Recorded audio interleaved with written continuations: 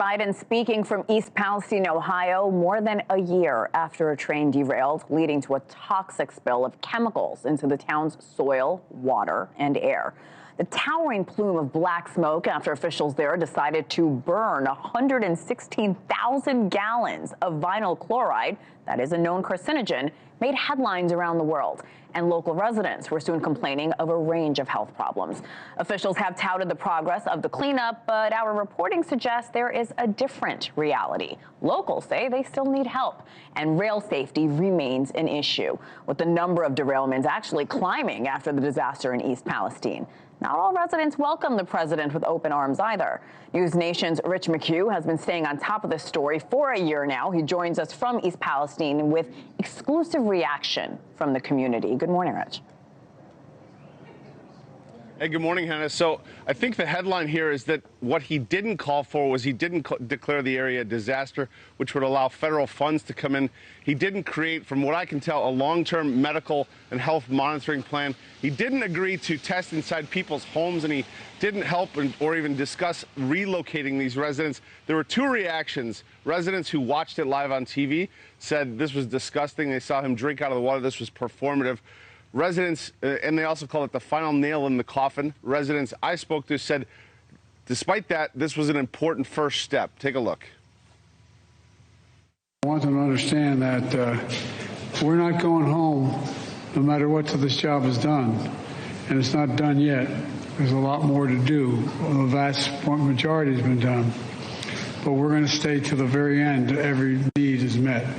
More than a year after the derailment and toxic burn, President Biden came to East Palestine, met with first responders and a few residents.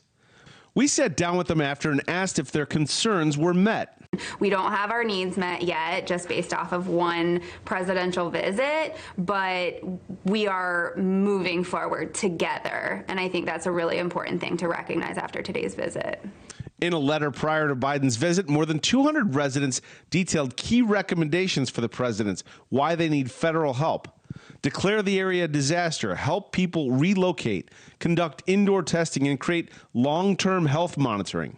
From what I heard, and I could be wrong, but from what I heard, none of those were agreed upon today or were greenlit. Do I have that right?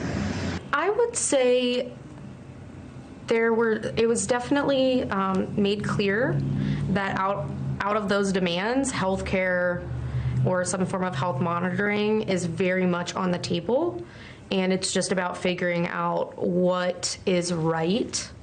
That's the thing that excited me the most as someone who, as I've told you, I'm a cancer survivor, so that's always top of mind.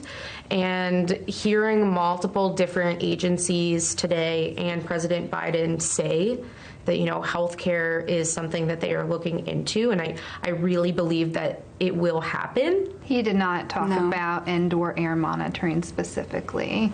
However, I do believe the federal funding from the NIH that he talked about, I believe some of those researchers are going to be doing some air monitoring. But some East Palestine residents NewsNation spoke with called Biden's visit disappointing and the final nail in our coffins.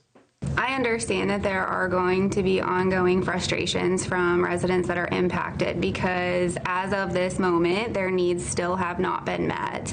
And I think the Biden administration said that the federal government is going to fill in the gaps that the train company is not providing. We're not sure what that looks like yet, but we are certainly going to continue to hold the federal government accountable moving forward.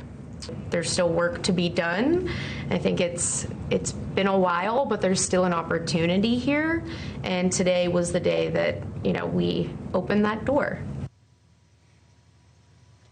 Now, I just want to be clear. I spoke to these three women after this interview, and they said, look, this was not a win, but this was an important first step in holding Norfolk Southern and the federal government accountable, which they plan to do. Hena? Yeah, they weren't thrilled with everything that the president said. What stood out to you in his speech, Rich? I know you've been on the ground, boots on the ground for a year now. Honestly, the lack of specificity, the lack of the declaration of disaster, it seemed like he had listened to residents, he'd heard, and he was kind of spouting back some of that to residents, but I was standing next to some residents who were watching it live, and they were shaking their head, clearly upset. And I think that is a sentiment that's going to be felt throughout the community here. Rich McHugh, great reporting from East Palestine, Ohio this morning. Thank you. Thanks for watching. Go to joinnn.com to find News Nation on your television provider. And don't forget to click the red subscribe button below to get more of News Nation's fact-driven, unbiased coverage.